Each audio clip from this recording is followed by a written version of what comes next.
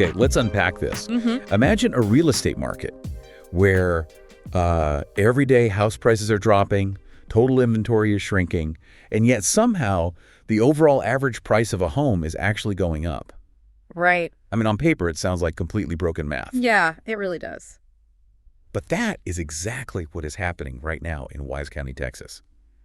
And timing-wise, I mean, this couldn't be more relevant because we are sitting here in late August of 2026. Yes, we are. And if you step outside in North Texas right now, you can feel this, this very specific shift in the air. Oh, absolutely. The kids are finally heading back to school. The brutal Texas heat is just starting to break, or at least we're all pretending it is. We're desperately pretending, yeah. Exactly. And historically, this is the exact moment when people take a collective deep breath, before deciding to make a major life move this fall. It's that classic transitional season. You survive the chaos of the summer, you finally get the school schedule sorted, the dust settles a bit, and you look around your living room and ask, well, are we staying here for another year, or is it time to actually put a sign in the yard? Right. It's the pre-fall real estate deep breath. And typically, when we start having those, kitchen table conversations, we pull up the national headlines. Mm-hmm. We look for these big binary indicators that tell us the market is either super hot or completely crashing. But when you step into the world of localized real estate, specifically a place like Wise County, those national headlines are almost worse than useless. Oh, they obscure reality entirely. Yeah. Applying a national temperature check to a specific rural fringe county is basically a recipe for diagnostic disaster. Right, because the numbers just don't map onto each other. Exactly. I mean, the macroeconomic forces are certainly present, but they mutate when they hit the local ground level. Which is exactly our mission for this deep dive today. Mm-hmm. We are going to cut right through that national noise. We've got a stack of highly specific, localized real estate reports here, and we are focusing the lens directly on Wise County and the broader North Texas region. And the sourcing on this is fantastic, by the way. It gives us a real chance to cross-reference the macro against the micro. It really does. So we are looking at macro-level North Texas real estate information systems data from early 2026. And for anyone, reading along or new to the area, that acronym, NTREAS, the locals pronounce it NetCREAS. NetTrees, yeah. It ends with that tress sound, like the word rest. I always have to make sure I get that right. It's a rite of passage for North Texas real estate. Seriously. So we've got that. We also have a fresh, highly detailed July 2026 housing roundup, specifically for Wise County. Plus, we are pulling from some incredibly insightful market strategy notes from a seasoned local pro, David Peet of Peet Realty. The objective today really is synthesis. We want to tear down these numbers so that if you are listening, you actually understand the mechanics of the Wise County market right now, this week. Right, not 6 months ago. Exactly, because reacting to a 6-month-old national headline is, frankly, how you lose tens of thousands of dollars on a transaction. Totally. But before we can get into the bizarre local quirks of Wise County, we have to acknowledge the massive macroeconomic weather system that is currently hovering over the entire housing market right now. You have to look at the clouds. Right. We can't talk about the local rain without looking at the regional clouds. And those regional clouds have been, they've been gathering since the first quarter. If you look at the broader regional data from March and Q1 of 2026, it set a remarkably cautious tone for the entire year. It really did. Across North Texas, we saw slight but very noticeable dips in new listings and median prices. The market was essentially holding its breath, just waiting for a signal. And the biggest piece of that weather system is undeniably the interest rate environment. I mean, as of mid-August right now, we're looking at 30-year conventional mortgage rates sitting around 6.6%. Yeah. They've been pushing above 6% for a while, occasionally, flirting with 7%. And when we talk about 6.6%, we really have to move past viewing it as just a mathematical reality. It has become a severe psychological barrier. This is the absolute root of the lock-in effect. Yeah, and I want to put some real mechanics to that lock-in effect for a second, because I think the term gets thrown around way too casually in the news. It's become a buzzword. Right. It's not just that people don't want a higher rate. It's a structural, physical, financial disincentive. I like to think of it kind of like living in a rent-controlled apartment in New York City. Oh, that's a good way to look at it. You might hate the galley kitchen. You might have a second kid on the way and desperately need a second bedroom. But your rent is $1,200 a month in a neighborhood where the market rate is $4,000. Right. You are financially imprisoned by your own good deal. That is a phenomenal way to visualize it. I mean, if we connect this to the bigger picture, you have an entire demographic of homeowners who secured mortgages at 3%, maybe even 2.75% just a few years ago. Yeah, it wasn't even that long ago. Right. And if they sell their current $400,000 home and buy a new $400,000 home at 6.6%, they aren't upgrading their lifestyle at all. Not one bit. But their monthly payment suddenly jumps by $1,000 or more, simply because of the cost of capital. So they stay put. They just absorb the inconvenience of a house they've outgrown because the math of moving is just punitive. And it's not just the domestic rate environment causing that paralysis, is it? We are seeing consumer confidence actively shaped by global events too. Oh, heavily. The geopolitical landscape plays a massive, often completely under-discussed role in domestic real estate. Yeah. I mean, we're seeing ongoing severe unrest in the Middle East dominating the news cycle right now. And when global tension is high, it creates this psychological environment of profound uncertainty. Right. Buying a home is a 30-year financial commitment. It requires a baseline level of optimism about the future. When the global outlook feels destabilized, human nature dictates that we just seek safety in the familiar. You pull back and wait. You wait and see.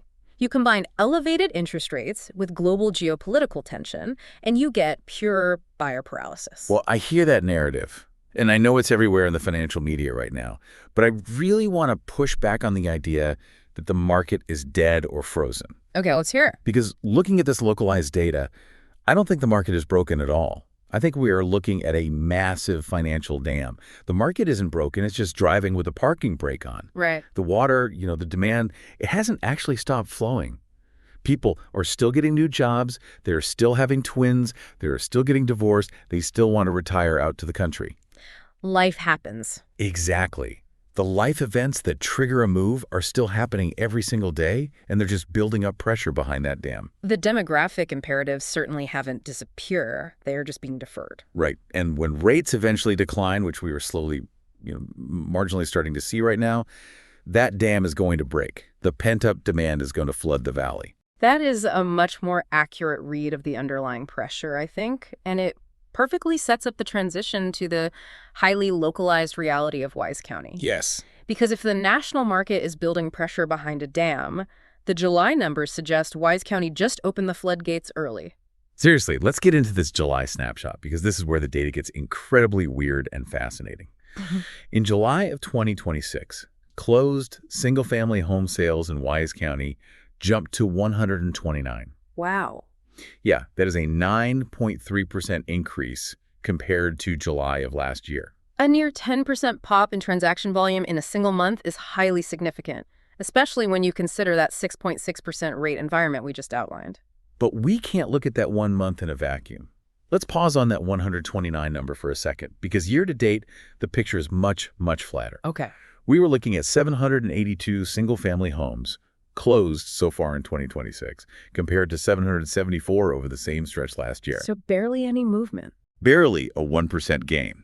So that July jump feels less like a sudden massive surge in total yearly demand and a lot more like a delayed spring market finally catching its breath in the middle of the summer. I'd argue it's also a reflection of shrinking inventory options, because at the exact same time that closed sales jumped in July, new listings were actually down. Right. There were 212 new listings in July compared to 217 a year ago. Yeah. And year to date, listings are down from 1,515 last year to 1,419 this year. So you have fewer homeowners testing the waters, which is the lock-in effect in action. Yeah. But the buyers who are in the market are aggressively taking down the limited inventory that actually makes it to the MLS. Which brings us to the real twist. The paradox we mentioned at the very start of the deep dive. Let's look at the prices. This is the wild part. It really is. In July, the median sales price for a single-family home in Wise County dropped down to $370,000. That is an 8.5% drop from $405,000 a year ago. Right. But the average sales price went up. It rose 3.3% to $433,715. When I see a divergence like that, I mean, a near 9% drop in the median paired with a 3% rise in the average, it tells a very vivid story about two completely different realities operating within the exact same county lines. Yeah. What's fascinating here is how this creates a textbook example of a middle market squeeze. Well, when I first saw that, my instinct was that the data was just broken, like somebody put a typo in the spreadsheet. Break down the mechanics of how that actually happens mathematically. Are we just seeing a handful of mega mansions completely skewing the math for the rest of the county? Essentially, yes. It really comes down to what those two metrics actually measure. Okay. The median is the dead center of the market. Half the homes sold for more, half sold for less. When the median drops to 370,000, it tells us the everyday typical homes, the starter homes, the standard 3-bedroom, 2-bath properties, those are correcting. Because the everyday buyer is the one who relies on financing. They're the ones handcuffed by that 6.6% rate. Exactly. The middle market buyer has a strict affordability cap based on their monthly income. When the cost of capital goes up, the actual price of the home has to come down for them to qualify for the loan. Right. The bank won't let them stretch any further. Right. So the true middle of the market softens, but the average is just the total dollar volume of all sales divided by the number of homes sold. Yeah. So the only way the average climbs while the median drops is if the properties at the very top of the market are moving at a highly accelerated pace for absolute top dollar. I had an analogy for this because my brain always needs to visualize the math. Say I'm a regular homeowner in Wise County. Which number should I actually care about? To me, it feels like looking at a restaurant bill when you go out with a big group. Okay, walk me through it. Let's say you and I go out to dinner with 10 friends. 9 of us are on a strict budget, so we all order a standard $20 burger and fries. Sounds good. But one guy at the end of the table, the guy who just sold his tech company, he orders a $300 bottle of wine and a massive tomahawk steak. Of course he does. Right. If you look at the average bill for the table, it's going to look huge. It might look like we all spent 60 or 70 bucks. Right. But if you look at the median, it tells you exactly what almost everyone actually experienced, which is 20 bucks for a burger. That analogy holds up perfectly. If you are selling a standard home in Decatur or Bridgeport, you are selling a burger. Yeah. You must look at the median price. That is your true reality. The tomahawk steaks selling for $800,000 out in the county are dragging the mathematical average up, but they have absolutely nothing to do with what a buyer can afford to pay for your specific property. So prices for the typical home are softening. If I'm a seller listening to this, and my house is a burger, I might be starting to panic right now. I might think I completely missed the boat on cashing out my equity. Sure, that's a natural reaction. But when we look deeper into the timeline and the inventory data, there is a surprising silver lining for everyday sellers right now. And it's hidden in metrics that casual observers often completely overlook because they are hyper-focused on the top-line price alone. We need to look at time and leverage. Yeah, let's look at the speed of the market.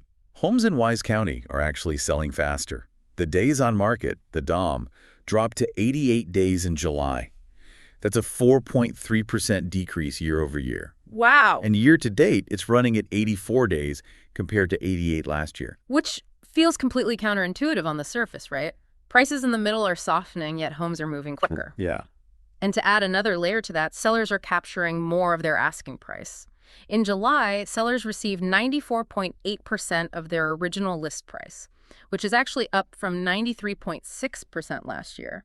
Now here's where it gets really interesting. Sellers are actually giving up less ground in negotiations right now than they were a year ago, even though the median price is lower. How does the psychology of that actually work? It works because the market is finally finding a realistic equilibrium. I mean, think back to a year or two ago. You had sellers who were still emotionally anchored to the absolute frenzy of the pandemic years. Oh, yeah. They were pricing their homes based on what their neighbor got back in 2022. They were wildly overpricing. And what happens when you overprice in a 6.6% rate environment? The house sits, the days on market stretch out, and, the longer a house sits, the more leverage the buyer gains. The buyer starts wondering, well, what's wrong with this place? Exactly. Why hasn't it sold? Right. And eventually, the seller panics, makes them a massive price reduction, and ends up settling for 90% or 91% of their original, pie-in-the-sky number. It's the agony of a slow bleed. Precisely. But what this July data tells us is that sellers, likely guided by smart agents, are finally looking at the reality of the market. They are pricing their homes realistically from day one. Yeah. And when a home is priced right, it attracts the buyers who are tired of playing games, it goes under contract faster, and the seller doesn't have to surrender huge chunks of equity at the negotiation table just to keep the deal alive. Which means less stress, fewer open houses you have to constantly clean up for, and just a much cleaner closing process all around. Getting 95% of a realistic price in 80 days is vastly superior to getting 90% of an inflated price after languishing on the market for 150 days. Absolutely. So let's look at the supply side of the equation, because that is the ultimate driver of this equilibrium we're talking about. Inventory in Wise County is tightening. Yes, it is. The total inventory of homes dropped to 707 in July, which is a 13.3% decline from a year ago. And that metric feeds directly into the months of supply, which fell from 7.6 months last year down to 6.5 months this July.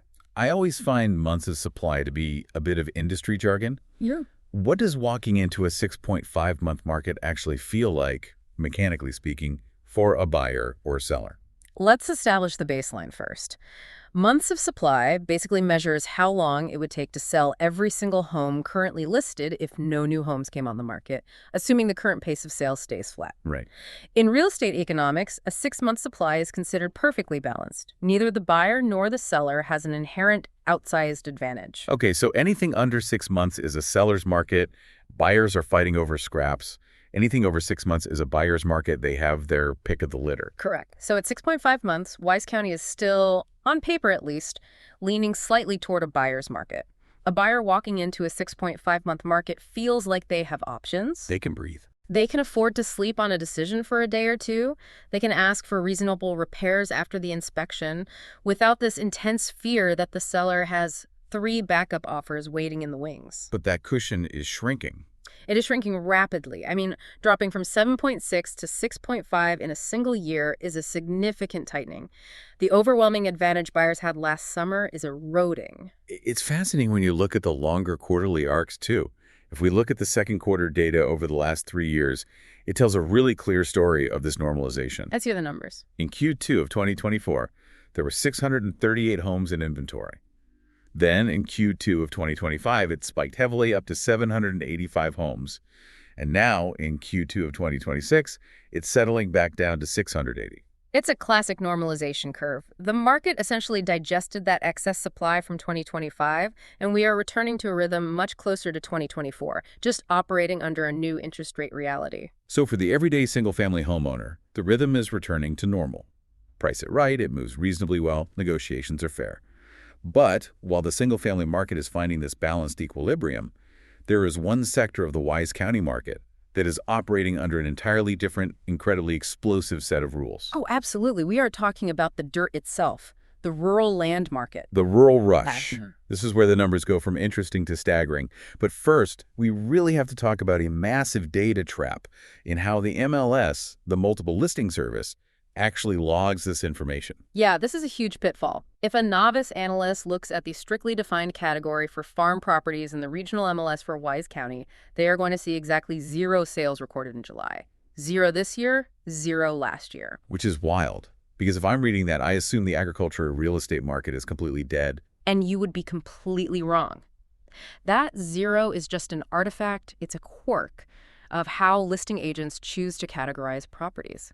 That strictly defined farm bucket has been functionally empty across the entire Dallas-Fort Worth region for years, simply because agents prefer other classifications that get way more visibility online. Right, because when we widen the lens and look at general land sales, which is where the acreage, the ranchettes, the actual rural ground gets logged, we see real movement. In July, Wise County saw 21 land parcels sell. Now, in terms of raw transaction volume, that is actually down 13% from a year ago. Fewer individual pieces of land are changing hands. But the value, the value's unbelievable. The average sale price for land shot up 70% to $463,602. 70%. And the median land price jumped 57% to $250,000. I need you to explain the mechanics of this. How are land values jumping 70% in a year where 6.6% interest rates are supposedly crushing affordability? Because the people driving this specific sector of the market are largely immune to those 6.6% interest rates. This is a massive flight to space, driven by established wealth and very specific financial maneuvers. What kind of maneuvers? Often, you are looking at 1031 tax-deferred exchanges, or you're looking at cash buyers who have sold highly appreciated assets in the denser parts of the Dallas-Fort Worth metroplex. Okay, right. If a buyer sells a home in Frisco or Plano that has tripled in value over the last 10 years, they take that massive pile of equity and just roll it right into acreage in Wise County. They aren't going to a bank to ask for a 30-year mortgage at 6.6%. They are buying the dirt outright. So they are entirely bypassing the macro weather system we talked about at the beginning. Exactly. It is a market shifting from volume to value. The casual buyer who just wants 5 acres to build a small house has been essentially priced out by rates and inflation. Right. But the buyers who remain are bringing serious capital, and they want premium, large tracts. They want 50 acres, privacy, tangible assets, and they are willing to pay a heavy premium to secure it. This highlights something so crucial about making a move in this kind of environment. The incredible nuance between selling a fast-moving $350,000 starter home and navigating a $500,000 raw land or ranch deal. They're entirely different beasts. It proves why having a hyper-local guide is basically non-negotiable right now. You absolutely cannot apply suburban real estate tactics to rural land transactions. It is a completely different discipline with entirely different liabilities. Which is exactly where one of our key sources for this deep dive really provides some grounded perspective. David Peet over at Peet Realty, he's got over 12 years of experience specifically helping clients buy and sell in these exact counties. But what really stood out in his notes is how personal that expertise is. You're talking about his background with livestock and agriculture. Right. David and his wife actually care for retired Tennessee walkers out on the North Texas LBJ Grasslands Trail System, and they raise British white cattle. That is the furthest thing from a marketing gimmick. That represents a very specific, hard-earned knowledge base that fundamentally protects his clients. Let's dig into that. As a resident analyst, how does actually raising British white cattle and caring for horses change a real estate transaction? I mean, why does that matter compared to hiring an agent who works out of a glass high-rise in downtown Dallas? Well, it changes the entire anatomy of the deal, right from the initial property walkthrough all the way to the closing table. An agent whose primary experience is selling suburban subdivisions looks at a 40-acre parcel and just sees grass and a fence. Right. Someone with David's background looks at that exact same parcel and sees the hidden logistics and the hidden nightmares of rural living. What kind of nightmares are we talking about? Let's talk about soil. If you buy land to build, you need a septic system. A city agent might not know how to evaluate soil quality. If you buy 20 acres and find out the soil doesn't perk, meaning it won't absorb water properly for a septic field, your dream home build just turned into a highly expensive engineering crisis. Oh, wow. Or take agricultural tax exemptions. Yeah, the ag exemption is huge in Texas. Massive. It can be the difference between paying a few $100s a year in property taxes versus several thousand. A seasoned rural pro understands how to maintain that exemption, exactly what livestock qualifies, and the devastating financial penalties of an ag rollback tax if a buyer unintentionally changes the land use. Let alone water rights, the depth and yield of existing wells, floodplains, the logistics of county road access, all of it. Exactly. A standard city agent simply lacks the contextual vocabulary to advise a buyer or seller on those elements. They just don't know what they don't know. And Peet Realty's whole philosophy is real estate made real easy, which is deeply ironic because in a market this complex, where the median is dropping, the average is rising, and land values are exploding 70%, making it easy for the client actually requires a massive amount of behind-the-scenes heavy lifting by the agent. It requires a trusted partner, not just a transactional facilitator. And part of being a trusted partner right now is providing aggressive return on investment, ROI, consulting. Let's talk about that proactive playbook, because the advice for late August, according to David, is not to wait and see. The advice is to get a property ready to show right now. This is where that 6.5 months of inventory metric becomes critical, actionable intelligence. In a market that still leans slightly toward the buyer, condition is absolutely everything. Buyers are picky. Exactly. A trusted partner will walk through your home and tell you exactly which repairs will actually make you money and which ones are just a waste of capital. I see this all the time. A homeowner thinks they need to do a full $40,000 kitchen remodel before listing. Which is almost always a mistake in this climate.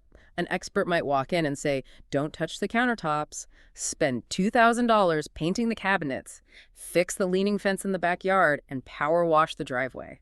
That is where your ROI is. So what does this all mean for the listener?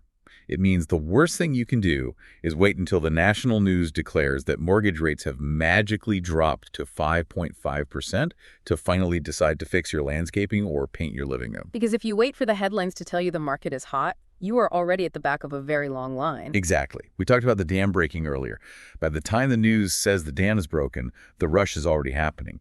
You want your property to be the shiny, turnkey option sitting there, ready on the MLS, the exact moment that buyer, who has been paralyzed by uncertainty for 2 years, finally decides to pull the trigger. Preparation requires a strategy tailored to your specific neighborhood, your specific price point, and your specific timeline. Which is why connecting with a pro like David Peet now, in late August, rather than later in October, is the smartest play. For anyone listening in the North Texas area who wants to get ahead of this, you can reach out to him directly at david@peetroll2.com or give his office a call at 214-287-0009. It's worth making that call early. Yeah, they even offer an estimated selling price for your home and that crucial ROI advice on what improvements to make before you list. It's really about being proactive. It's the difference between actively navigating the market and simply being at the mercy of it. Let's zoom back out and recap this journey because we've covered a massive amount of ground today. We started by looking at this macro holding pattern, the 6.6% interest rates, and global uncertainty acting as a massive dam, holding back demand. But when we zoomed in on Wise County, we found a really complex reality. We found that realistic pricing in the middle market is the key to unlocking sales right now. The sellers who accept the new rate environment are moving their properties in 88 days and getting nearly 95% of their ask. Meanwhile, we saw the high-end and rural land markets operating in a completely different stratosphere. Totally detached. Yeah, fueled by cash and 1031 exchanges, driving land values up 70% as buyers prioritize space and tangible assets. And overall, we saw the inventory cushion shrinking, tipping the scales gradually away from a pure buyer's market. It is a landscape of immense localized opportunity, provided you have the right guide to navigate the nuance. Well, before we wrap up, you always have a way of connecting these data points to a broader long-term horizon. Based on everything we've decoded today, what is the one provocative thought you want to leave the listener with? We spent a lot of time today talking about this 6 to 7% mortgage rate environment as a temporary disruption. We called it a dam. We assume the water is eventually going to flow back to the way things were. Yeah. But I want everyone to consider a completely different scenario. What if this isn't a temporary disruption? What if it's a permanent filter? What if 6.5% or 7% is just the new normal baseline for the next decade? Exactly. If the cost of borrowing capital remains historically elevated compared to the 2010s, affordability becomes a permanent headwind for the middle class. And if that happens, we might be witnessing the early stages of a massive demographic shift in places like Wise County. How does that shift play out mechanically? Well, if the everyday median income buyer is permanently priced out of borrowing the $400,000 needed for a starter home, the traditional first-time buyer market in rural fringe counties could shrink drastically. Right, because builders won't build them if buyers can't finance them. Exactly. Instead, a place like Wise County could become dominated primarily by established equity-rich buyers, the exact people driving that 70% spike in land value today. People selling highly appreciated assets in Dallas or out of state, paying in cash, and basically creating a rural enclave of concentrated wealth. Precisely. Yeah. And if that becomes the dominant driver of the market, the very character of these rural fringe communities will fundamentally change over the next 10 years. It changes who can afford to live there, what kinds of businesses the local economy supports, and the fundamental culture of the towns themselves. Wow. The data we are looking at today, the middle market squeezing while the high end explodes, might just be the early tremors of that exact transformation. That completely reframes how you look at a simple July housing report. It's not just about what a house costs, it's about the future architecture of who gets to live where. Real estate is never just about dirt and lumber. It is always the physical manifestation of larger societal shifts. Well, that is definitely something to chew on. As we wrap up this deep dive, I want to invite everyone listening to really digest these numbers and that final thought. Don't let the national noise paralyze you into inaction. Exactly. Texas heat is breaking, the seasons are turning, and right now is the time to take a breath, look at your own situation, and take that proactive first step for your own real estate journey. The information is here, the market is moving. It's just a matter of how you choose to participate in it. Sometimes, to see the reality of the situation clearly, you just have to look past the muddy waters, stop staring at the national headlines, and find someone who knows the local currents. Thanks for diving deep with us today.